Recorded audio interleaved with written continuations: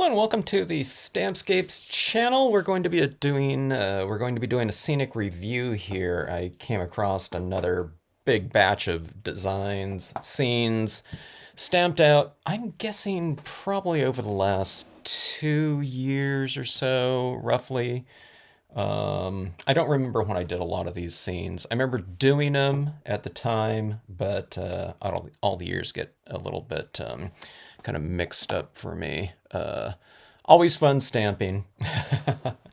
So, all right. So I'm in the process of getting these mounted up. I might mat some of these, but I'm just giving some of these smaller ones just a little bit of a border. But we might put them on an additional frame around some of these, but just even getting them mounted onto another piece of cardstock really just makes them feel a little bit more substantial and set. One of the things I'm always mentioning with cardstocks is, if you're getting a ream of it or something like that, and if it's the difference between kind of a thinner variety, maybe a 10 point or a 12 point, and the price difference is like $7 or something like that, divided up between 200 sheets just to go for the thicker cardstock. I think that's always a little bit better because it doesn't curl quite as much. Most of mine is 10 points, so I've been really thinking about that for a long time. And I don't know, I have so much, I'm set for life on it. But that being said, if you're going to mount it anyways, I guess it doesn't matter. But when you're working on it, if the page isn't kind of curling on you, that's always a little bit better, you know what I mean? Over the course of whatever, maybe 500 scenes that you might be working on throughout the course of, 200 sheets of 8.5 by 11 cardstock. Just spend the money. That being said, if 10 point is all they have these days, we don't have much of a choice. Hello, Jeannie. How are you? All right. So, little scenic review here, Jeannie. I don't remember when I did most of these scenes here, but I thought I would go over them. I don't know, just coming across them, I really liked some of what I saw. So I thought, let's get a little bit of a record of these before they go out the door. A lot of these I'm kind of giving away with orders coming up here. Some of them need a few little touches on them. Some of them might have been for things like convention demonstrations. Hello, Vintage Scrap Girl. I like that one too. Yeah, it's what do they call it? A slimline card these days. I like the format of these, and I don't know, kind of that elongated format can give you a lot of kind of left to right visual dialogue. So when it comes to something like this, I don't know, different opportunities for additional lighting and textures, different lighting schemes, you might say, too. I'm adding in these little clusters of these little white flowers, maybe pearly everlasting or something like that, just to liven up the terrain just a little bit more.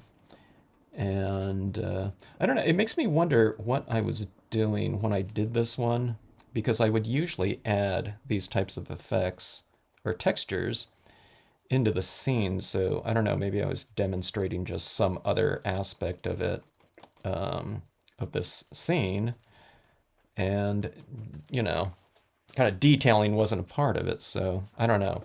All right, so a little bit more life in that meadowy area, and just kind of clustering some of this together here and there. Okay. And I think that should do it. So I guess we're just not doing a review here. There were a couple of them where I thought, we need a couple little either repair work or improvements on there.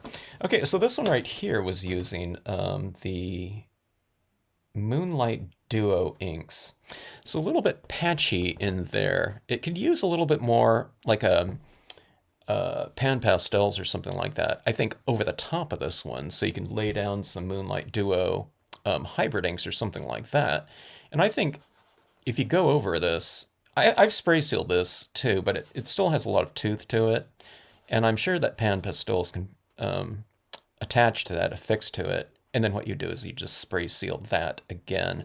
But I like the richness of colors that those hybrid inks kind of lend themselves to, and then also kind of the texturing of it too. But I don't like some of the little patchy areas in here. The way that I used it, okay? I mean, there are different techniques and papers that you can use where you wouldn't get that. And I would think a matte paper would have taken care of that because I did this just on the back of a piece of glossy, as I remember it. So even if I used it on a semi-gloss, I think it would have been a little bit better. But this is just kind of an experiment to try to get this, I don't know what they would call it. Back in graphic arts in high school, we used to call this a split fountain, where you transition your tones up through a range of hue, kind of in a, graded, smooth, I don't know, whatever fashion.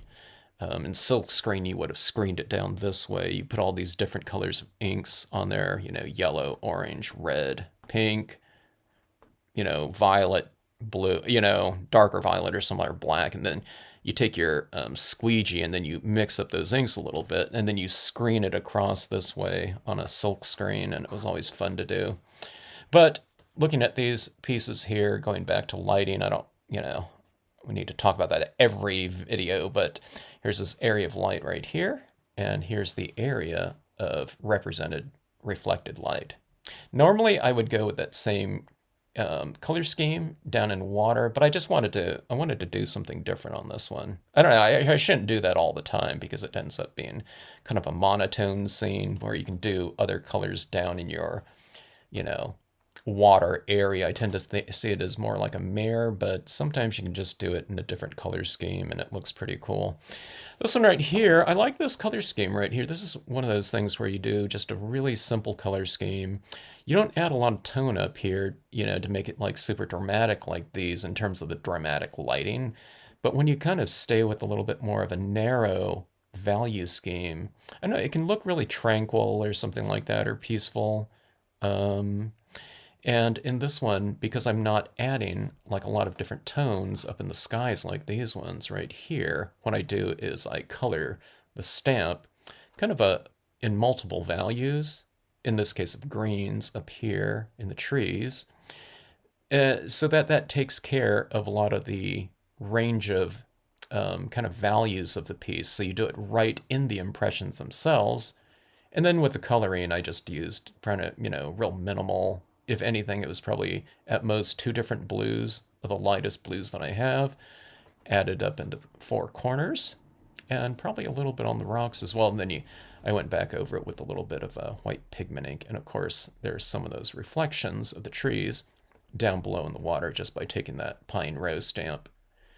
And probably stamping it like once right there, and probably in the second impression, stamping it upside down in here, so that it ends up a lighter value, so it's not so, I don't know, exact of a mirror image in terms of the value of it. So I don't know, I usually like to leave my reflections a touch lighter in the water. Not all the time, but a lot of the time. Okay, so this one right here, this one was one of my favorite Moonlight Duo scenes. And you can see it just doesn't have that dye-based ink look to it. It's more like pastels, and that's what they feel like to me when working with the Moonlight Duos, the hybrid inks. Hello, Beverly. Happy Saturday Night Live. But this is a real simple color, design scheme here. Okay, there's probably 2 different tree sizes here, and then the buck, and then the quote stamp right here. But after I did that in the space right here, I thought, okay, it's still missing something, so I added the 8-point star up there. So you take that 8-point star away, it's okay, but it really needs that. So sometimes you can do like this little twinkly little star up there in any scene. I mean, it's really small, but it is really attention getting. So if you ever need something, I just do that little 8-point star. I should do it like this video on just how to do that one because it's you got to get those little kind of tapered, strokes up there going that way, and the four, and then you do these little ones in between, and then I added a little bit of white pigment ink right over the top, and that's how we make these little snowballs and stars kind of glow. But I always like this one a lot. I like the textures of it. And you can see here, here's a perfect example of hybrid inks on a matte cardstock, because it's the back of my glossy cardstock, which is matte, single-sided coated. But these are the dye-based inks, and they're transparent inks, so they're brighter, right? And you can achieve, a lot of contrast with them and depth. This one has a shallower depth, but it just has kind of a softer look to it, so I really like that. So if the image is spray sealed, what happens when you start adding new layers of color? I'm not work with spray sealant. It just depends, Vintage Scrap Girl. If it's a spray sealant, there's some that are meant to seal and not add anything more. And there are some that are spray fixes, which the idea is to fix everything down, but, allow you to continue working on top of it. This is kind of a matte surface right here. And we've added inks that are kind of more matte in their finish, by which, when they dry. So I sprayed this. I didn't spray this with a spray fix. I sprayed it with a spray sealant, okay? But there's still enough texture on it because it's probably a matte piece of paper to begin with. If I gave it a really thick slathering, it would make it too slick for certain types of media to be utilized on there. But if there's still, a decent amount of tooth to it, you can add more things to it like they do, like, pastel artists. I don't know how many times they'll spray seal. They might never spray seal, but then they also utilize spray fixes, and they embed another layer of additional dry pastels in between layers of spray fixing. So it just depends if they want to really build something out without kind of influencing what's going on underneath it. Like if you build up too many soft pastels, when you start trying to do some kind of additive types of processes on there, if you've kind of achieved, somewhat of a super saturation on the surface, you're going to be digging up whatever you have on there. So you got to spray fix it, and then you've got to work on, continue working on it. That's what we used to do with things like charcoals and things like that too. You got to spray fix them down. Conte crayons, a lot of soft media that way, or graphite too, where you don't want to keep influencing what's already laid down there, but you want to build up some additional types of tones on there, maybe with some different types of hardnesses of lead or something like that. All right, now this is something where I have gone in and another card laid down on this one, so I need to see if I can kind of hide or cover some of that up here. I don't have, it looks like I don't have all of these different colors right here, but I'm going to try to remove that right there because I really like the scene. If I can't get it out of there, or if I can't match that somewhat, then I'm going to cut this part right here and problem solved, yeah. I always say, I mean, I'm not stressing over this thing right here, but, I'm not going to give it away like that. So we need to remedy it. Okay, this seems to be doing the trick here. Just one color of pink, because this is the same color of pink that has been utilized under all of it. It's kind of more of that color right there. It's like a light pinkish violet right here, like that. That color is one of those colors that I laid down underneath all this in the dye-based inks. So if anything like that ever happens to you, you just kind of go through, and a lot of us have different values of these pens now, where it's just easy to. It doesn't have to be the exact color either, you know what I mean?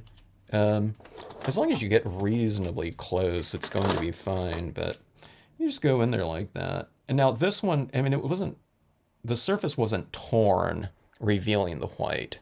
Although you can do this if it was that too.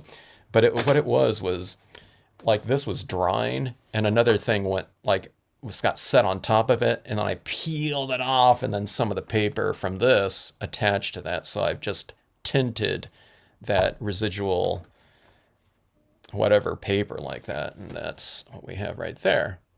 And I might spray seal that again to give it that kind of glossy sheen. And see like that, you can see it right there where I've gone over it. But if I spray seal it, it should give that a little bit of uniformity within the rest of the piece.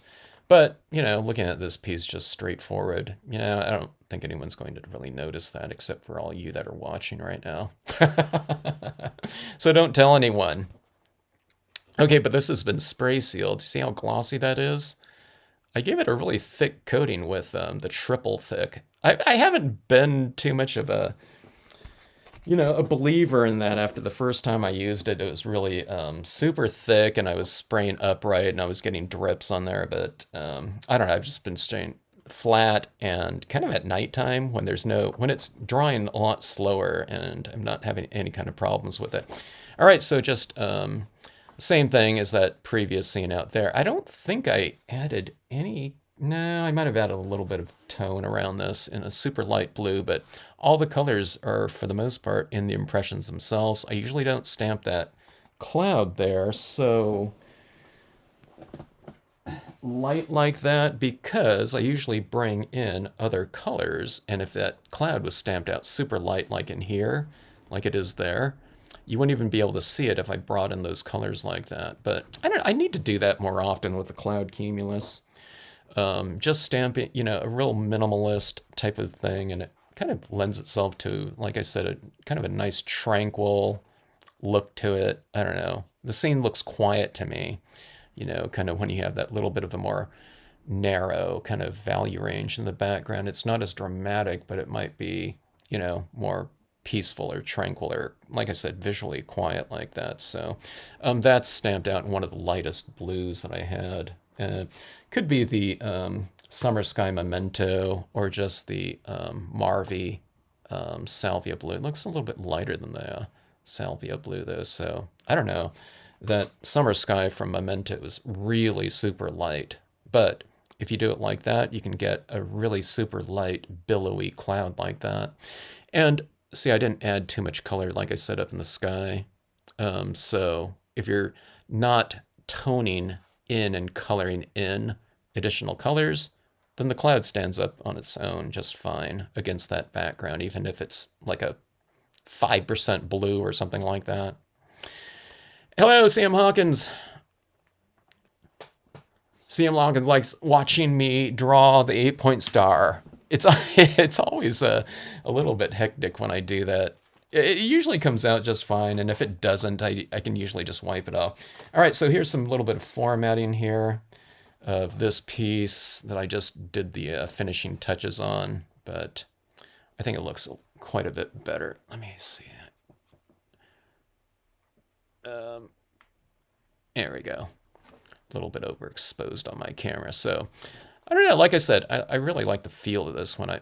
I should give it a little bit more of a border or something like that, but or a matting, but just kind of formatted like this. Oh, and I am using, on all of these, I've spray sealed with the 3M Super 77, I think it's called. I already forgot the name of it. Super 77. It's just general spray sealant. It's like a spray glue, right?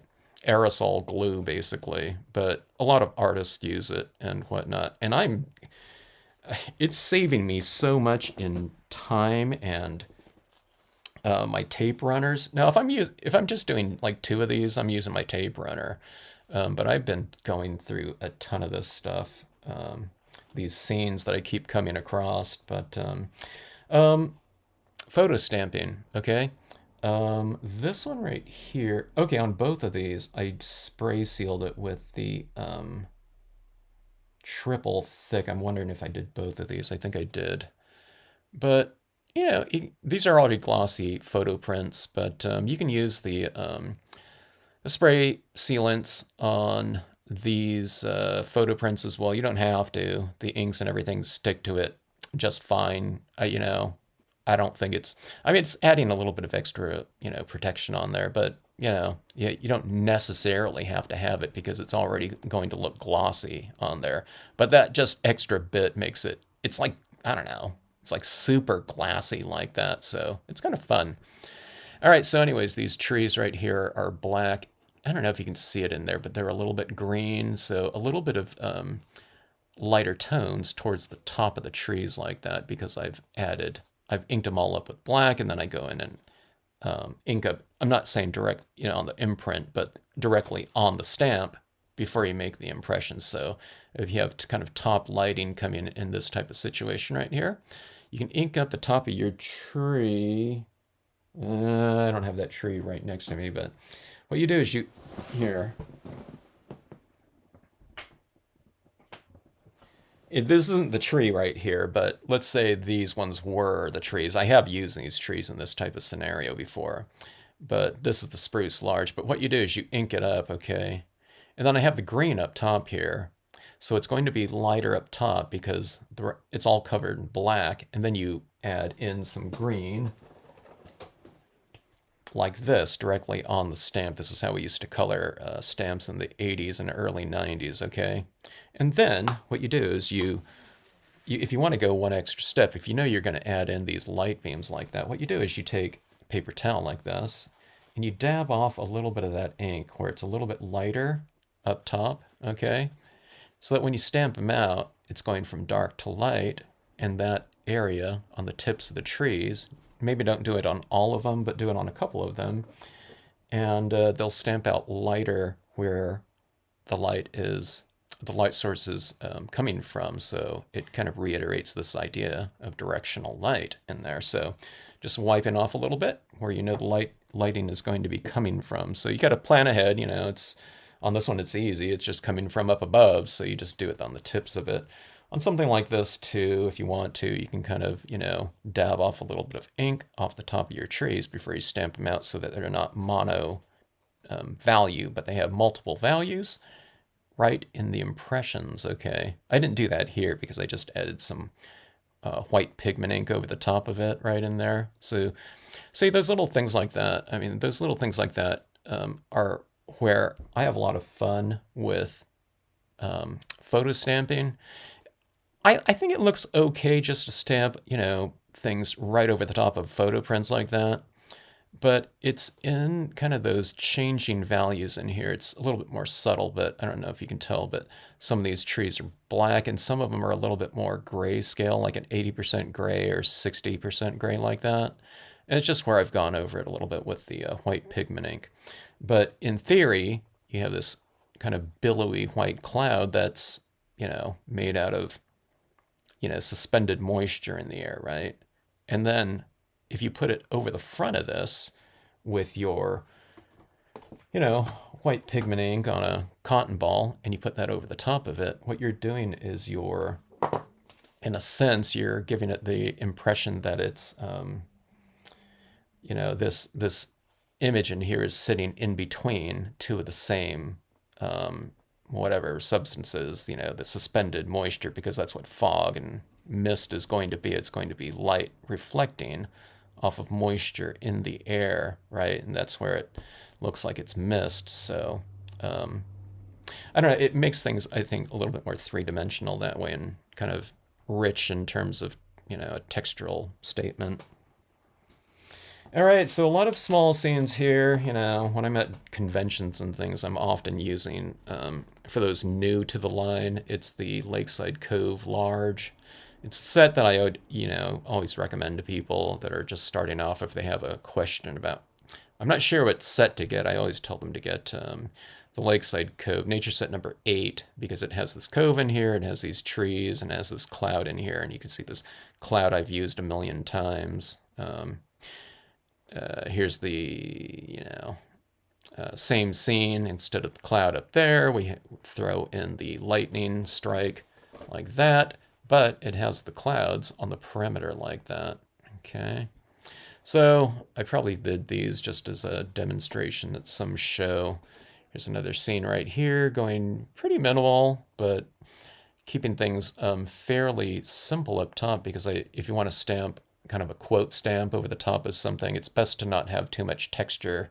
I mean, not texture, but contrast going in the background so you can read, the text. That's the biggest thing about text, unless you have decorative text or something like that, that's not supposed to be legible or something like that. But if it's something that's going to be readable, you really want to kind of minimize the contrasts in the background so that all your letter forms are nice and readable. Hello, Linda D. Hello, Debbie. Good to see you. Thanks for joining in here on a Saturday night. Here's the Lakeside Cove again, but that's using the smaller Lakeside Cove in the background. But if I didn't have that one, you can always just take this one right here and stamp it again. And if you want it to look really far in terms of your distance, then you would just stamp it out in a lighter value of whatever color scheme you're working with. So that's one of those things that I do in my second workshop, or used to. But what you do is, in the first workshop, I'm always talking about color and how to come up with your color schemes and whatnot. In the second class, I haven't worked through monochromatics, but we also deal with space and distance, visual distance, with the use of color schemes like this. So if they're doing kind of a bluish color scheme, like in that previous lightning one or something like this, this is the color scheme of this one right here. So this represents kind of the colors that you start off with in terms of your toning process, and then you work through the darker ones. But you also can see this strategically, or utilize it strategically. So this can also represent far, like that, and now this represents near. So anything close to you gets stamped out in, your darker tones. Farther back is a lighter tone, and, something like that. I mean, you don't have to do everything. You don't have to have 4 layers of depth in here or something like that. But this area right in here is the black pad, okay? And then, see, if I went with this one right here, this Prussian blue, it probably looks, this is blue right here, not black, okay? This one.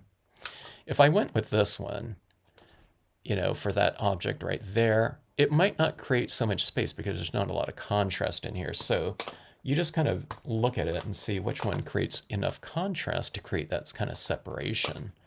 And that's what this one is, right? Nah, that one is probably this one right here. So a little bit more contrast. The Prussian blue is like in between here. So I needed to create a little bit more space. You see this one right here. It's clearly lighter than these two. So that's what this one is right in the background right there.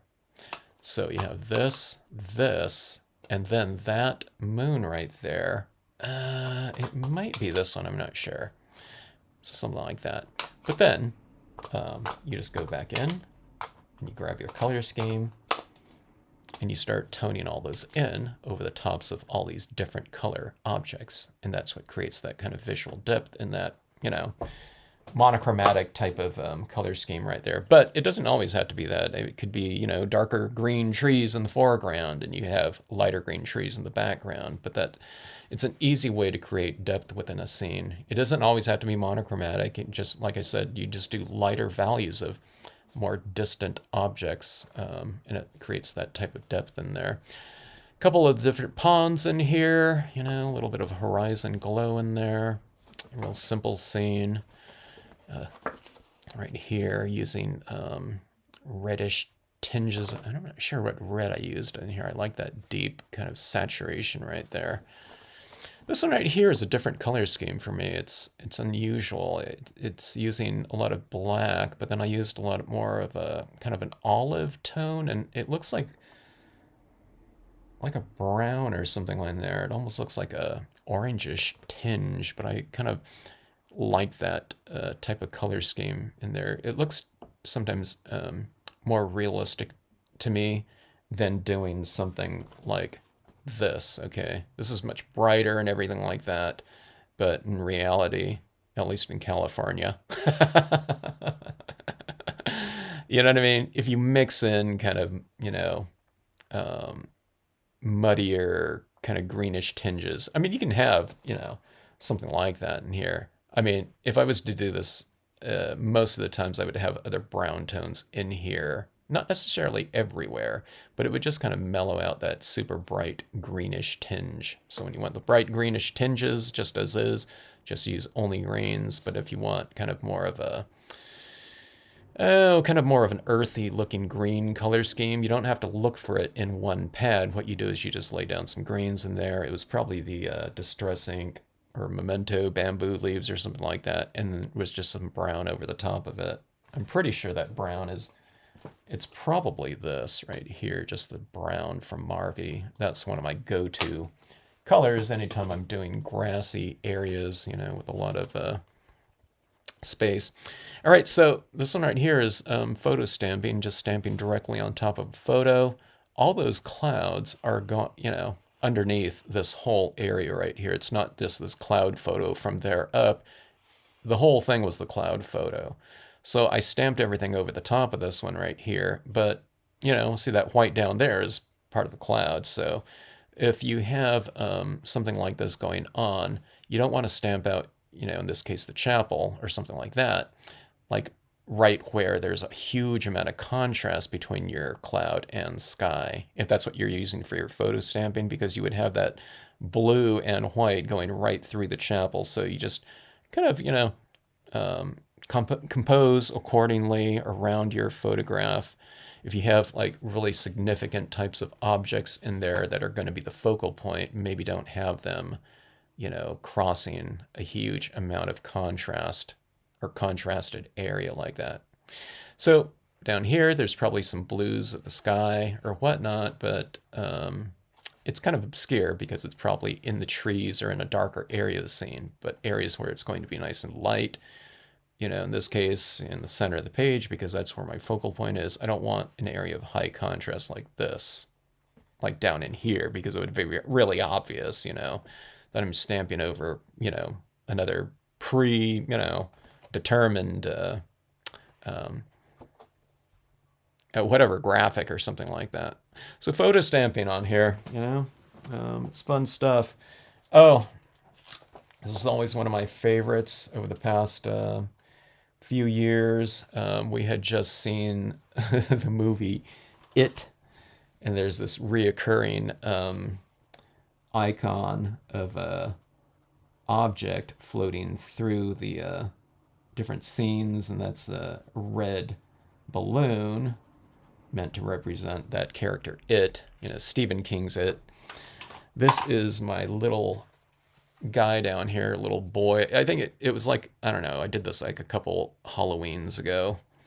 But it's supposed to look real ominous and whatnot, so I give it a real murky look. It's with a grayscale kind of background and color tinted. If you watched any of my easy lighting schemes, just using grayscale, a gray and a black to create your different values. I don't know if I have some of those around here, but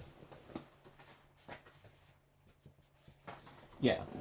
So something like this, just these grayscale backgrounds like that, really easy lighting schemes and whatnot. So that's what I did for this piece right here, but you can see all that color down there because I've tinted it with, the different, kind of more muted colors. I didn't come into it with anything bright, but it's things like, the Distress Ink, Antique Linen, and the Walnut Stain that are right down in this area. A little bit of a brighter tinge. It might be a touch of that green too. Peeled paint.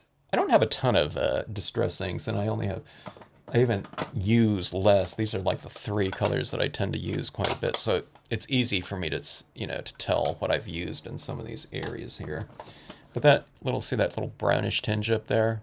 I just gave it a little streak across there like that, but this up here is just straight grayscale. So I didn't tint everything in here, but oh, that little balloon right there is just, I couldn't find the right color of ink to use, so I just found a magazine with, I don't know what it was. Might have been a car or a magazine for, like a food ad or something like that, but I just cut out the little balloon out of that magazine when I found the right red. I needed something really bright, okay, as a focal point. But that little character right there is, I have this stamp called Hiker and Child, and I just colored, he's holding hands with his like grandmother walking, and I just colored the little boy and, not the hiker with the hat on. And I just gave that a little bit of a balloon like that. It's a little bit of stem. I don't know if can you see that balloon right there? It has just one little dot of white ink right there just to make it look a little bit more rounded like that.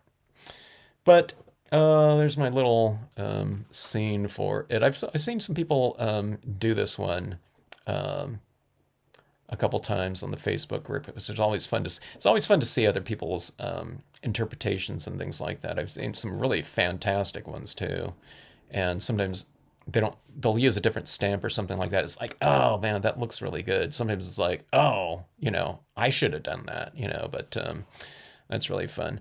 This is the dirt road and it ends right here. So what I always do is I just use more of the tiny rocks stamp to create that textured area in here. And see that one of the things I did on here, thinking back, as the way this looks a little bit more abandoned, so I usually keep the reeds out on the outside like this, where this road is going to be like this, but I've closed it in a little bit to make it feel a little bit extra claustrophobic, like that, or abandoned, or whatever. But that's what you can do. You can kind of take your objects and, if you want things to look a little bit more creepy or ominous, what you do is you kind of close it off a little bit. So in most of my scenes, see, here's like examples of it. Here's, these reeds like this. I mean, this is just smaller scenes like this, but I always leave an opening in here. Well, not necessarily this one, but this one's not a road though, so I always leave an opening like that. This one's a road though, so it's supposed to be out here, so I put it in here like that.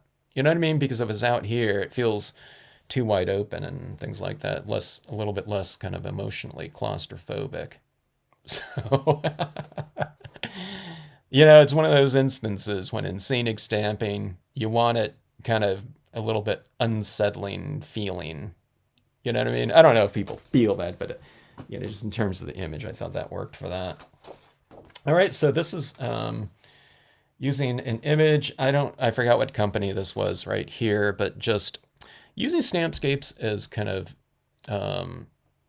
backdrops, scenic kind of elements for, basically the stars of the scene, just as backgrounds or whatnot. So stamp that woman here, kind of elevating up. Here's the same twisting leaves here in the foreground that I used on that underwater scene for the, that I did.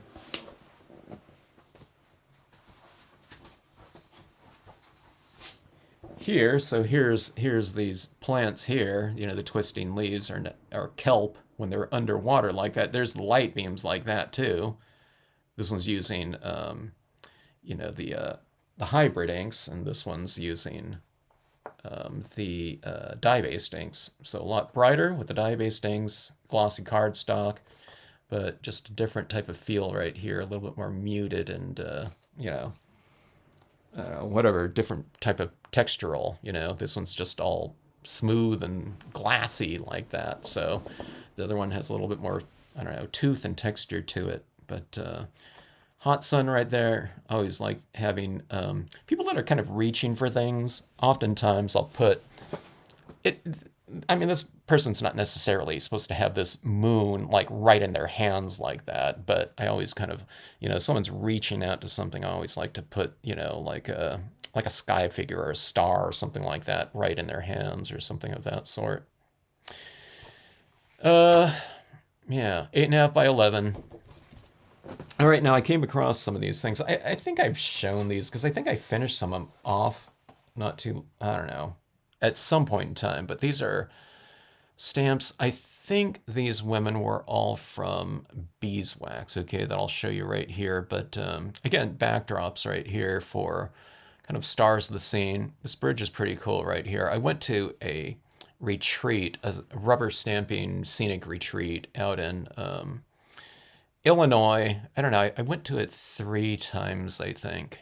And the coordinator for that, Karen Wallace, she at one point in time, because everyone's traveling out there, she got a lot of those different types of scenic stamp companies or companies that made scenic stamps donate, some of their different line because there were all of us going out there, so it gave us a chance to use some of them. I mean, she bought a lot of them too. They were her private collection, but so that retreat, we would just go out there. I might have taken some of my stamps. I don't remember, but she had all of my stamps anyway.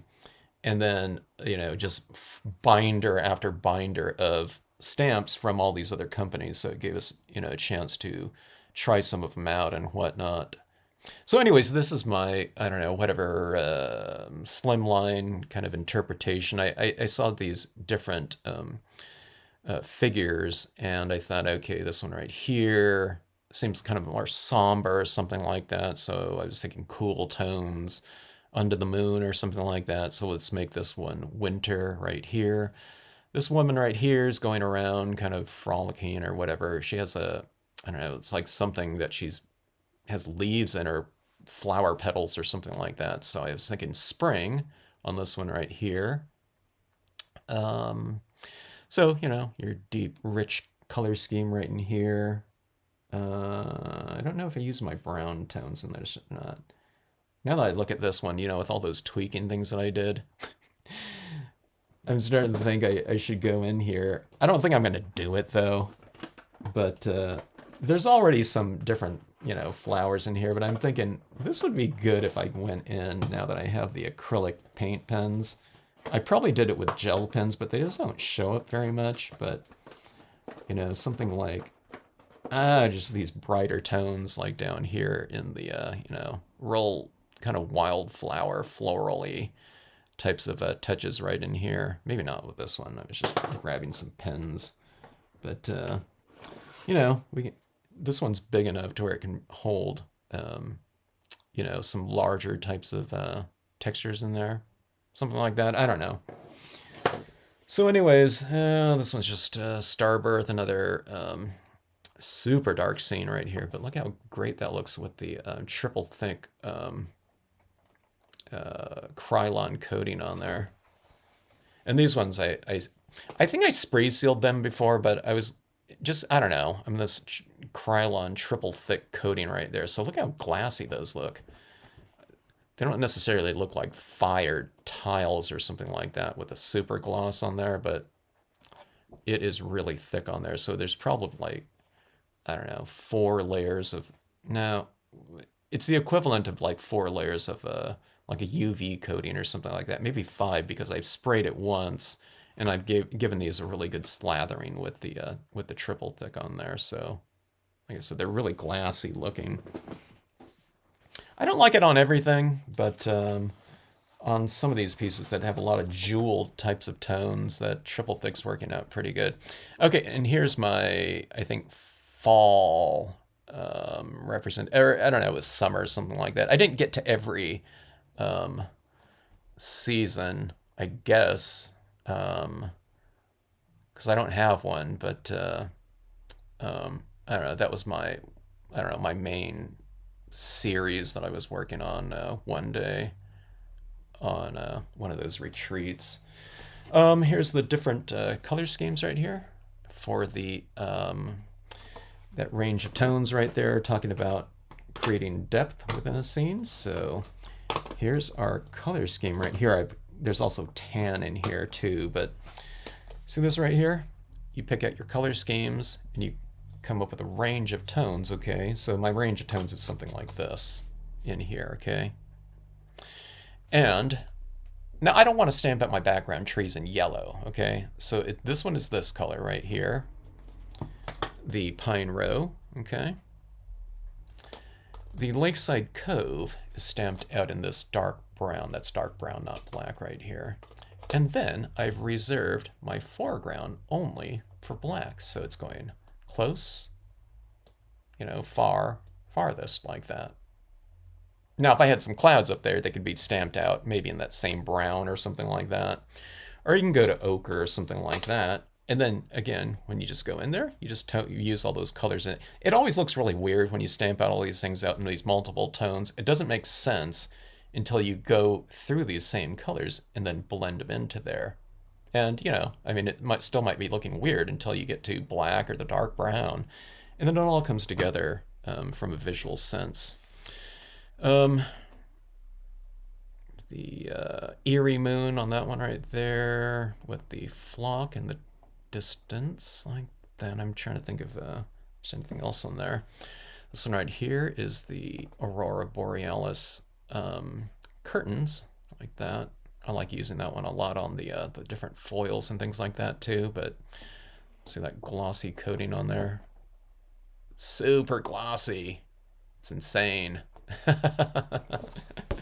These will all be cut out of these pieces too. I'm not, Okay, these are all kind of matte pieces right here, just done on matte paper. This one was one where I was doing this scene like here in grayscale or something like that.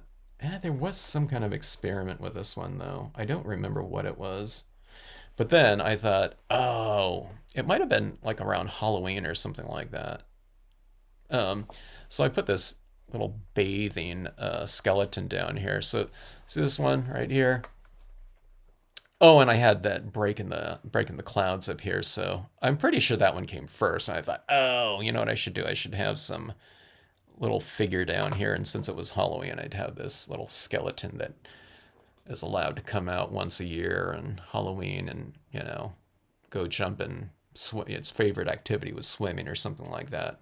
There's little kind of glowing orbs around here too, in the, kind of swimming in the moonlight type of scenario here. But, and this one right here is just, this one right here. Here's that color scheme again, like this, okay. Oh, that one's using the Caribbean blue, I see. So here's this little bit of a warmer tone scene right here, but here's the closest thing, or my closest things are the deer and then the winter brush right here. That's what that little twiggy area is called. This is the snowy brook right here. It's stamped out in this color right here. This is like a navy blue. And then my background is these trees stamped in this one right here, creating that depth. Now this one right here is the same color as this, I can tell because there's warmer tinges right here. But it was probably stamped out once here. This is matte paper, so I probably inked it up again, otherwise all the ink would have been gone. But I've inked it up again, but where this was going to be light in here, I wanted to create some separation between these two. So on my stamp, before I stamped it out, I wiped off a lot of the ink off that side of the stamp before I stamped it out so that it's not real strong in here, it's really light. So you can really manipulate depth by just removing some ink off of your stamps before you made your impressions. If I was really planning this out too, I could have wiped off a little ink off like the back of the deer right here. Not so it stamps out without ink on there, but it stamps out more gray so it looks like the light is shining on top of the back. But you know what I mean? That was one of those things I probably just kind of thought to do after I stamped the scene. Let's pick out an animal or something like that. And I don't know, I wasn't thinking about lighting or something like that. But that could have been cool to have a little bit of a tinge of lighter tone on there. That being said, I mean, you can still dab a little bit of white ink on the back of it to represent that lighting hitting that, figure in there. So, yeah, the red balloon is fun, huh? Vintage Scrap Girl. I really like that one. I think, no, it was the Headless Horseman one that I did a quick scene for. I don't think I did the It one in a quick scene format. That one was, that one was a 8.5 by 11, so not going to be quick. I could make something quick, but not that one right there. I wanted super rich tones on that one. I think I showed these. Okay, so I showed a lot of these ones the other day, but I've spray sealed. Look at that. Look how glossy that is right there with the triple thick. I have not left, the UV resistant clear or anything like that, but look at that glossy coating on there. For these glossy cardstocks in here. I think I'm going to mat this one on like a gold perimeter or something like that. I need to do this color scheme again. I don't know. I don't often do like that right there, but I should more. It's just, it was, where you just, you take a hole punch and, you take that little, I think I punched a piece of a post-it note or something like that with, my 1 inch hole like that. And that's just like right there. So that's just a little bit of a, whatever, not resist, but, I don't know, whatever you call it there, just placed on there. The thing that's different on this one too is this is a real targeted yellow right here. A lot of times I put a lot underneath other things, but I didn't want it to just look orangish out here. So it's just kind of like right in here on the horizon. And then down in here in the lighter area of the water. So it's not really underneath all this area in here. So it's more just this little passage of that little bit of light. For me, when I'm thinking about it too, the danger for me is getting some of that yellow too deeply into the purple. So it's just kind of kissing that kind of pinkish tinge like that and not getting it muddied up and, or like yellow into purple like that. So Jeannie did the red balloon. Yeah, I think I remember that one, Jeannie. That was really cool. Didn't Linda, someone else did that too. When did you do the red balloon? Was it this year or something like that, or was it last year? But it was cool to see that come back again. After I don't know, I did it like 2 years ago or something like this. Another 8.5 by 11 here. I should keep this one for those light beams on there because I have this workshop where I talk about light beams. But see this light beam in here where it's really kind of broken up right here. I talk about this, oftentimes because, I wasn't doing that early on. And my earlier light beams would have been really solid white going all the way across here. But let me see if I did this here. I'm not sure. Okay, yeah. Okay, so this beam, let me see if I can zoom in a little bit. Okay, so this beam right here, when you're doing these light beams, you can oscillate them. So I talk about having some white, a little bit less here, more here. So it's a little bit more broken up. You can see these breakups right in here and here a little bit. Okay. But watch this one right here. Okay, so this light beam is going, you weave the light beam. So it's coming over here, right? It's behind this tree, right? These two trunks, but it's in front of these ones. Now it's in back of this one again, like that, okay? And it just kind of peters out like that.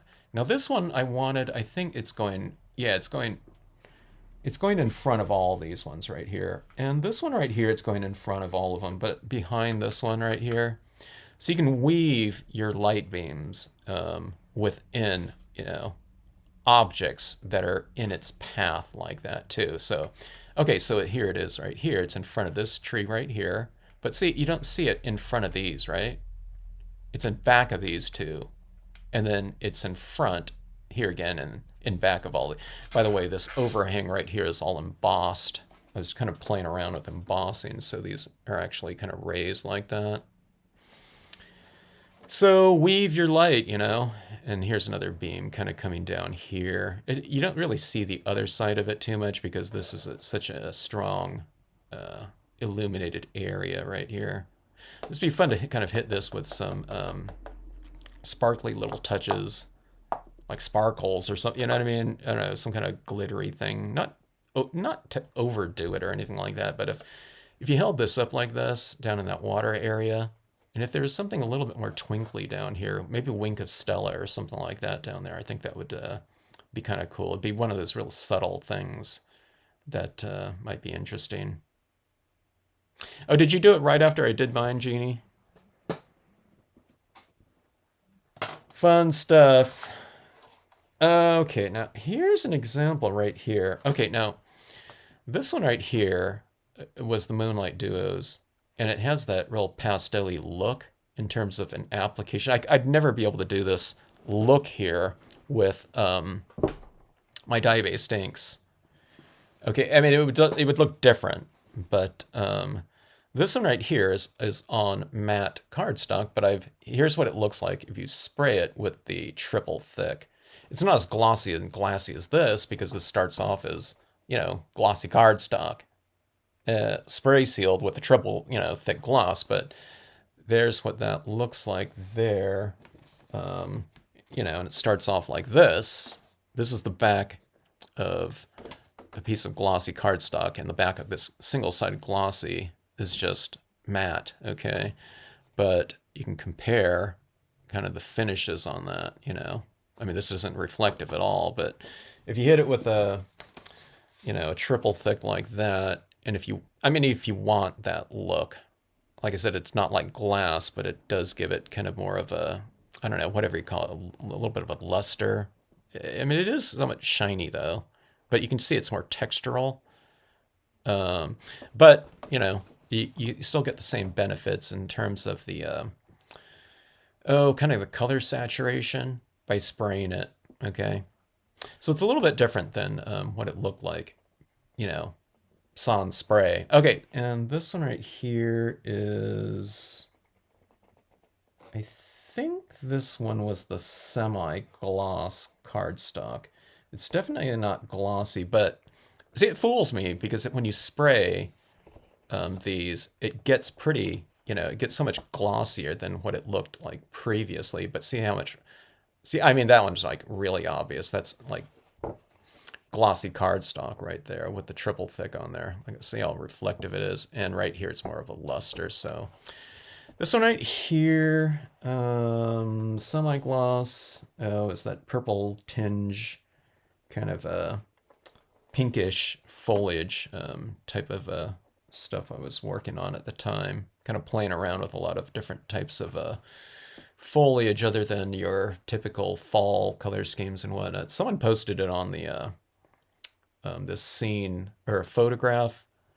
It wasn't really a direct photograph. It was some kind of manipulation, like a photo compilation or something like that on the Facebook group. I mean, but it doesn't matter. I mean, it looked really cool, but it was a bunch of like cherry blossoms, I think, at the base of like Mount Fuji or something like that. So I thought, let's try some, take some of the, these are the maple trees and just turn them a different color. And then I did it recently again with some more purple tones or something like that. Purplish foliage. So you can do that with any colors you want. I don't know. What other color schemes could we do that kind of are unusual? If you do them in greens, that looks more natural. If you do them in fall tones, yellow through red, that looks natural. I guess, I don't know, maybe purplish, blue. I don't know, blue trees or something like that, maybe. I haven't done that before, unless it's nighttime, in which they're all blue looking.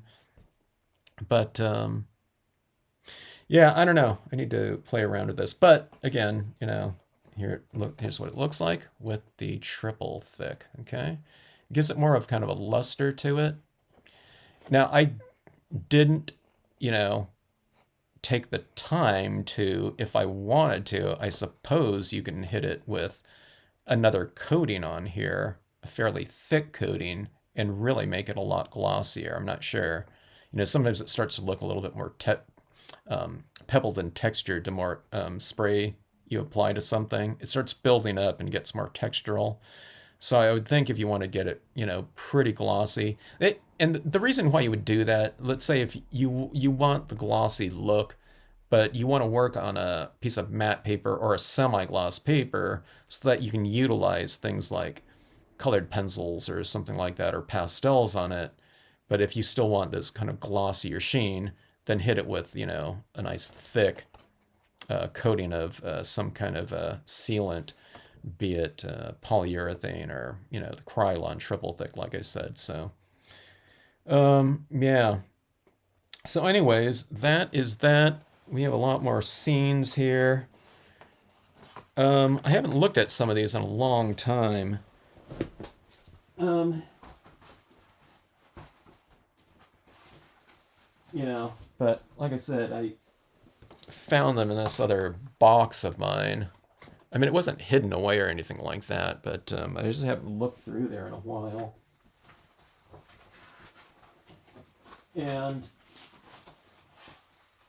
none of them was really formatted, so while I was kind of doing this thing with the spray adhesives and sealants, I thought I'd kind of address them again. So this one right here, I didn't hit with too thick of a glossy thing, but see right there, there was a little drop right there of I don't know, whenever I was spraying previously, so I've done a little bit of tinting right there just to kind of obscure it a little bit more. But I think this one was my favorite one of all these pieces that I did. Just looking back at it, I was like, oh yeah, I remember this one. But oh, you know what? And what I would do, I don't know, maybe I don't know if I would do it in here, but if I did this piece again, I would probably do the spooky eye thing in the shadows. Those two little dots. All throughout here. I don't know. Maybe it would be too much or something like that. But I don't know. I liked looking at this one a lot. Fairly, it's fairly different for me too. But it's also where it's like, okay, well, why don't we just use, if you want to stamp on something and you don't have the right color in your cards. I don't have a lot of red cardstock or anything like that, just like basic colors. Um, so, yeah. I mean, if you just need a small piece and just start, looking through some magazines or whatever, and, there's a lot of different colors just within your color schemes for something like that. It'd be kind of fun, you can do like a whole thing of balloons or something like that. It'd be kind of fun having that little character flying through a sky, it's like that movie, The Red Balloon. He loses his balloon, and then there's a bunch of them that come down, that classic movie, and then he grabs it, and then I thought he was floating away with that, in like a happy moment. Am I imagining it, or I don't know, or maybe he just grabs them and he's got a bunch of balloons or something like that. But I think I would go through like a magazine and just pick out a ton of different colors in it, for those little bits like that. And yeah, don't forget that little shiny little dot on there to make it a little bit more three-dimensional like that.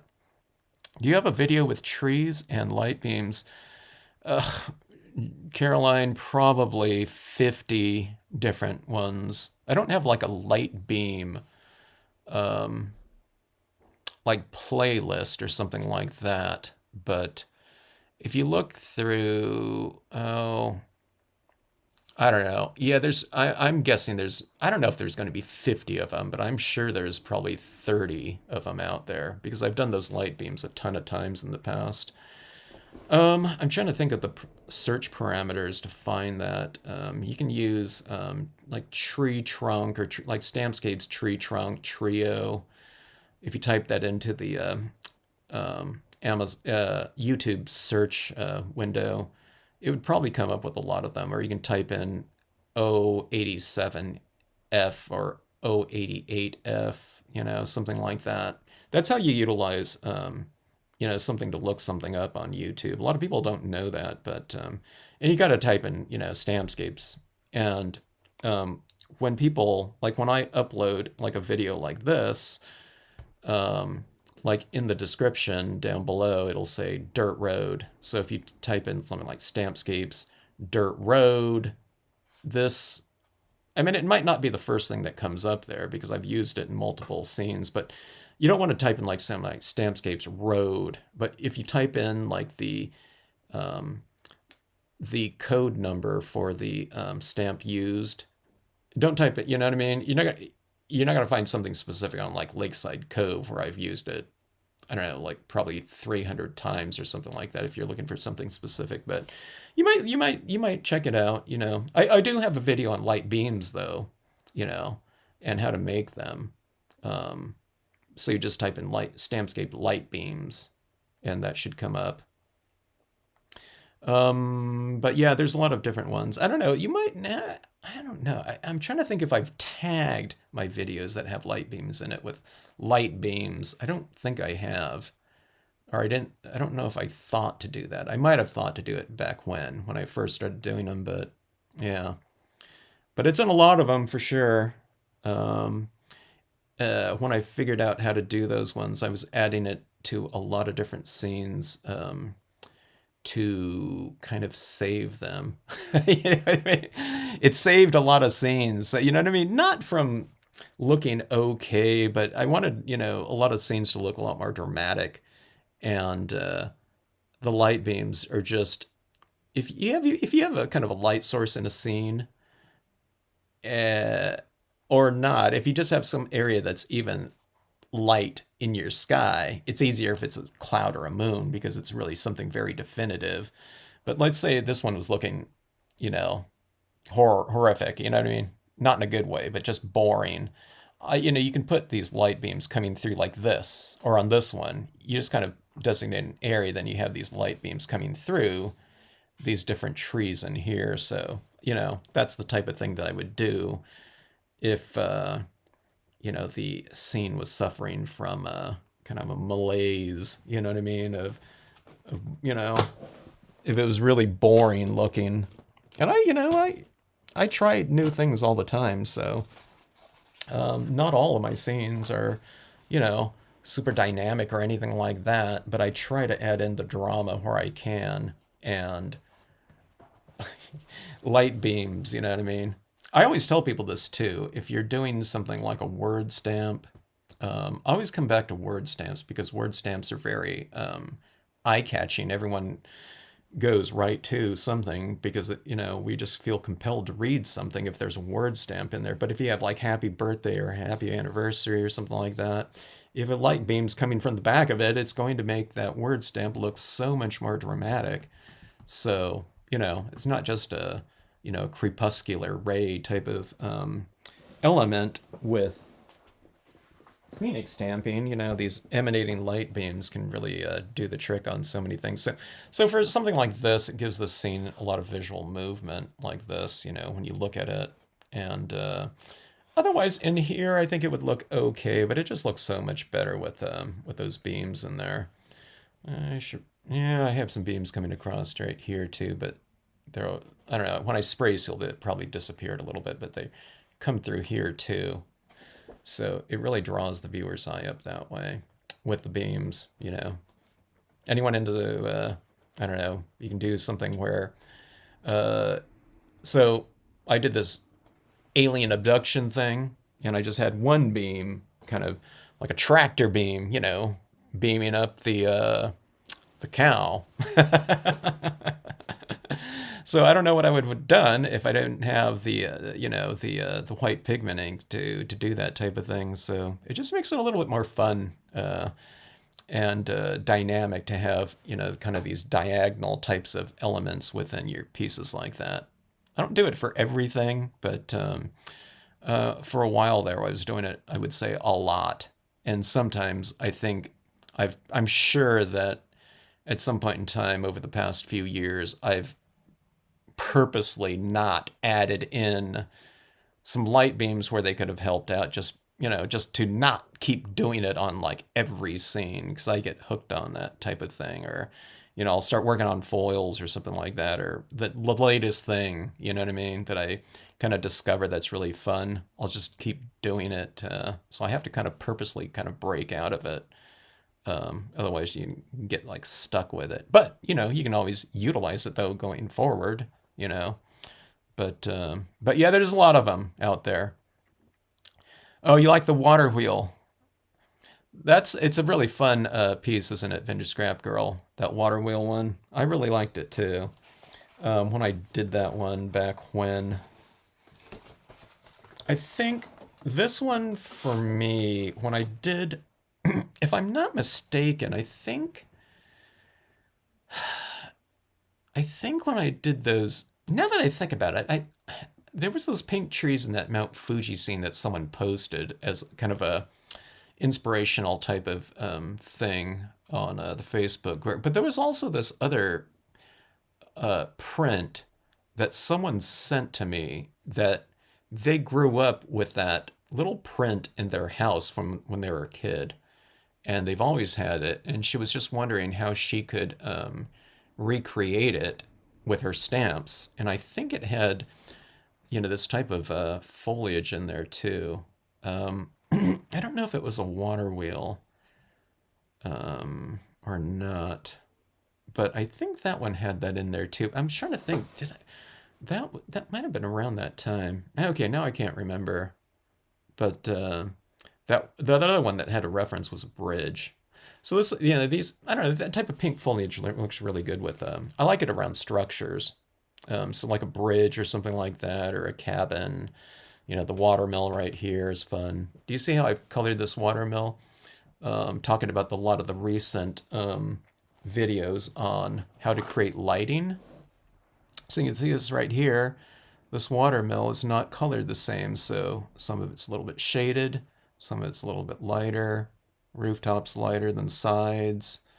I've left this area of the water wheel kind of lighter like that, but see how that creates that lighting? That looks real three-dimensional. And then you're doing the same over all this different foliage in here, so just have other areas a little bit lighter than others, and we've used a lot of the paint pens on these ones too. White and pink and, whatnot. And, when you're doing these types of things too, if you have like a brown cabin or whatever, bridge or rocks, bring a little bit of that. Can you tell that there's pink right there now? That I'm pointing it out. And there's a pinkish tinge in here.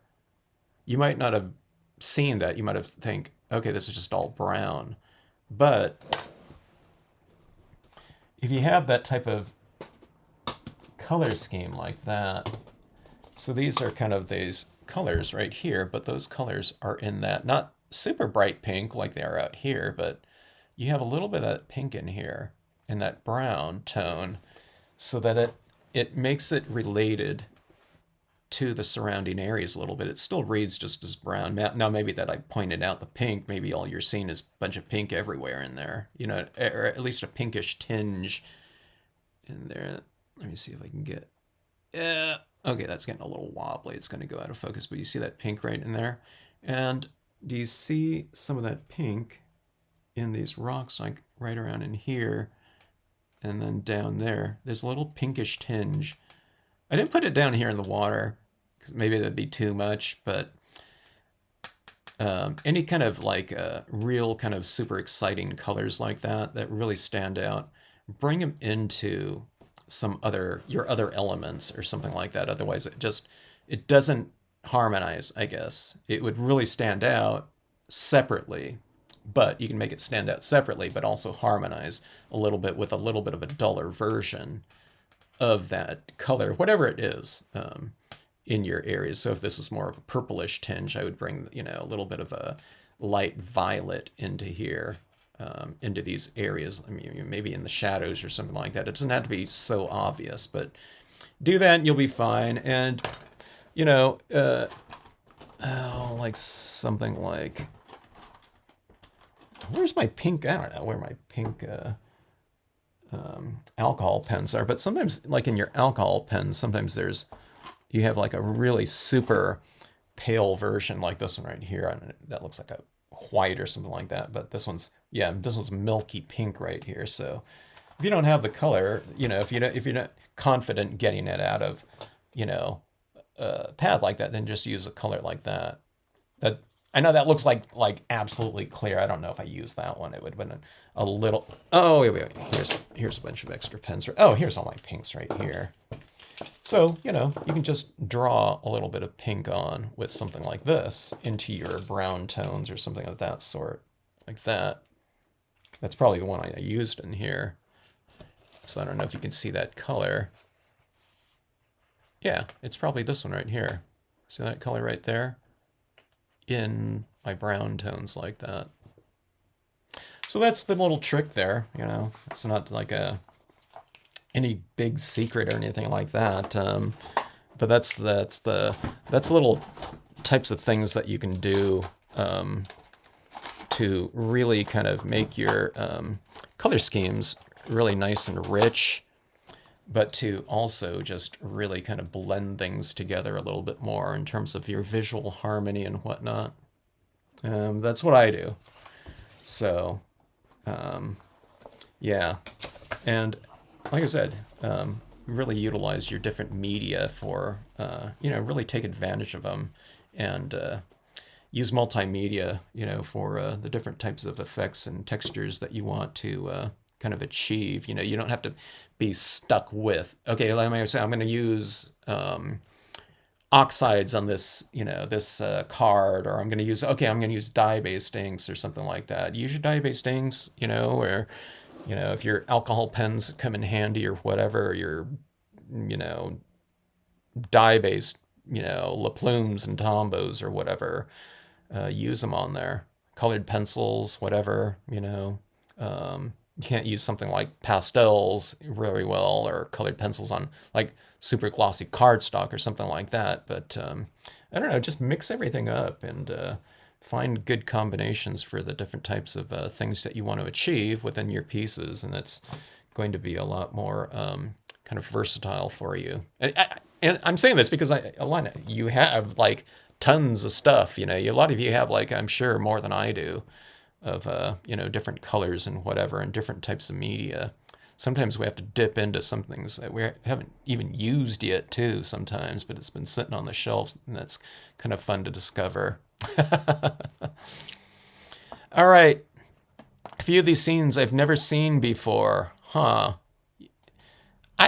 I don't know when they were done, Jeannie. Those ones that I did at the retreat, I wouldn't have had them in like video form. I don't own any of those stamps there, but when I was formatting them, I did notice that they were, what did I say? Beeswax. Beeswax. Beeswax are really great images. Whoever does those designs for them, I don't know if they were an illustrator or something like that, or a professional artist or something like that, but they really know their stuff.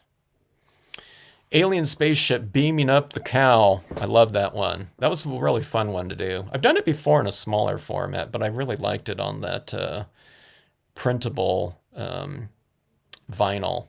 It had a nice little touch to it. Being drawn to the portrait-oriented egret piece. Was that this one right here? Yeah. I really like this.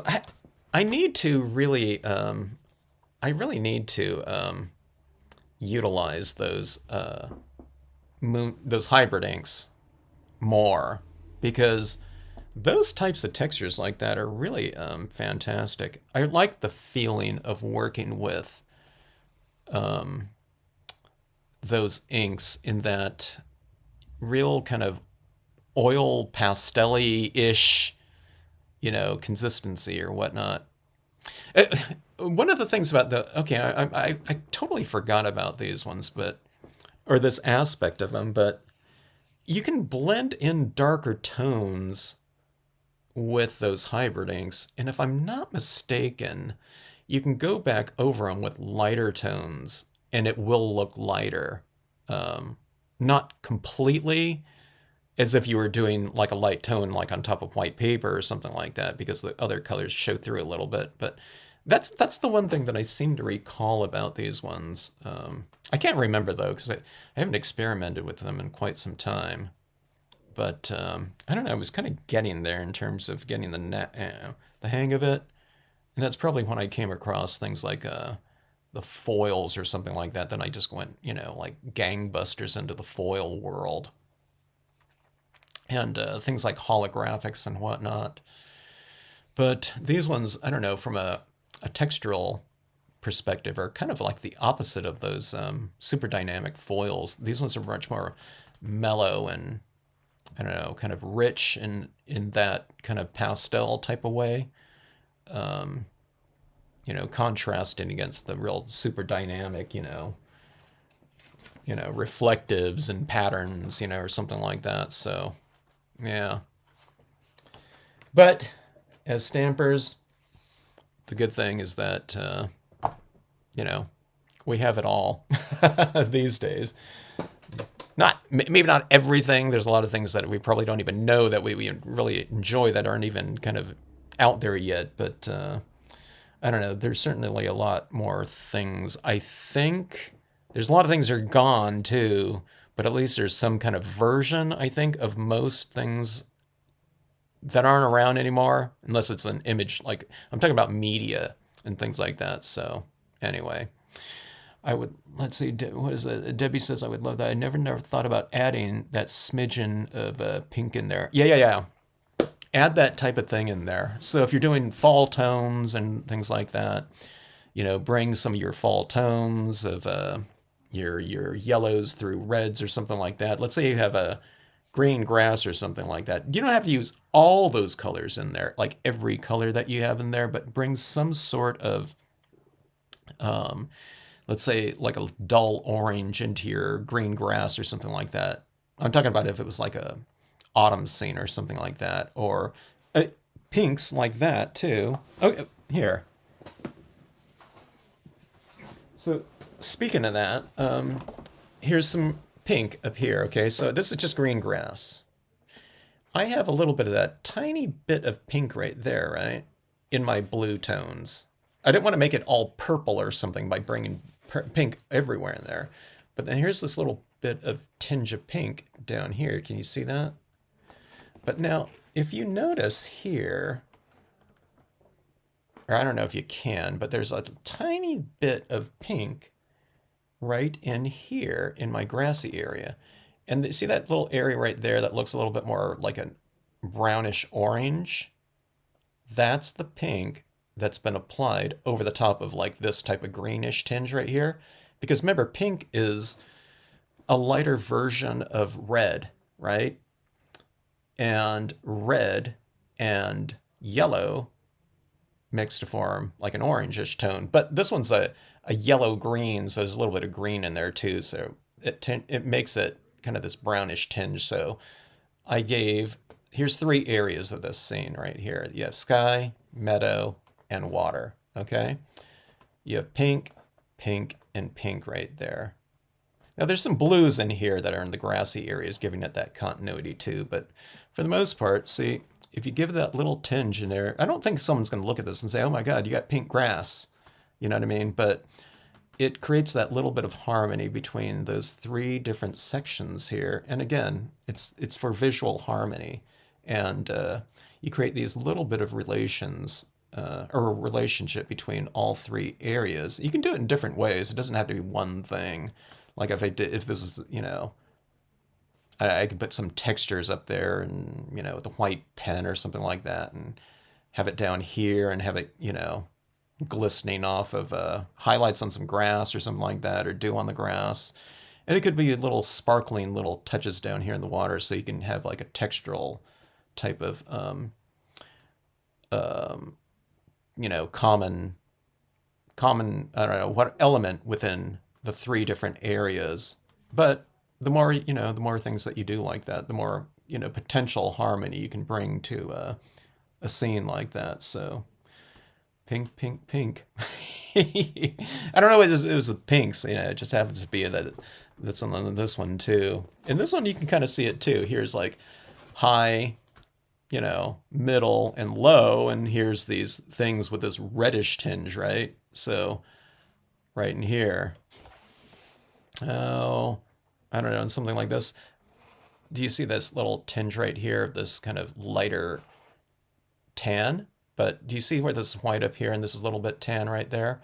So you have it right here. It's on the road, low, middle, and high. Now this isn't going on. I'm saying low, middle, high. I'm not doing that on every single scene that that I do in here, but I don't think so. But here it is again. Here it is. This is an otherwise blue color scheme, but here's this little warmish tinge right here. And here's a little bit of a warmish tinge right in here. And then again in the foreground. I don't know, maybe I'm doing it subconsciously. You know, I don't see it here though. Yeah, but yeah, just kind of mix your like lightest of, I don't know, I guess elements into your different sections a lot of times, and it can do a lot, you know, in a very minimal way, maybe I guess you can say. So keep that in mind. You know, when you're doing your pieces, if you want some extra little whatever, it can be created just with your lightest of, you know,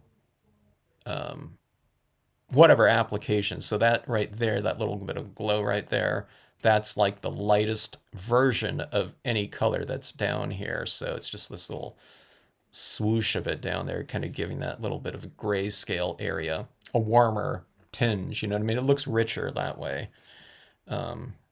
Yeah. So, all right. Latest pieces here. Format. I don't know how many of these pieces I'm going to keep discovering. I think I have some different ads and things like that that I've shown in the past. But yeah. All right. So that's your homework right there, Phyllis. Tiny tinges of color. Okay, so this isn't just dye-based inks either. Like I said, you can do it with a, you know, there, like this color right here would be a perfect one for so many different scenes. You know, this is like a super light, you know, tone right here. It's like a peach or something like that. But that's in your alcohol inks. If you're working with colored pencils, you know, whatever. You know, this is just ideas on color. It's not, you know, ideas for color on, you know, using dye-based inks on glossy cardstock. It's not, you know, that or whatever, or on scenes. It doesn't have to be just for scenes, you know, that, you know, we're talking about here. So anyway, goodbye, Linda. Hello, Jen. Good to see you. We're just concluding here, you know, from our lessons on triadic color schemes. I'm just joking. But I don't know. I did learn something about myself here, kind of talking about it here in terms of additives, you know, for, I don't know, whatever scenic harmony within your different ranges within your scene. But just looking at some old scenes here, it was kind of fun to go and look back at some of these things and try to recall what I was, how some of these little elements came together and whatnot. Good night, Jeannie. Have a good night.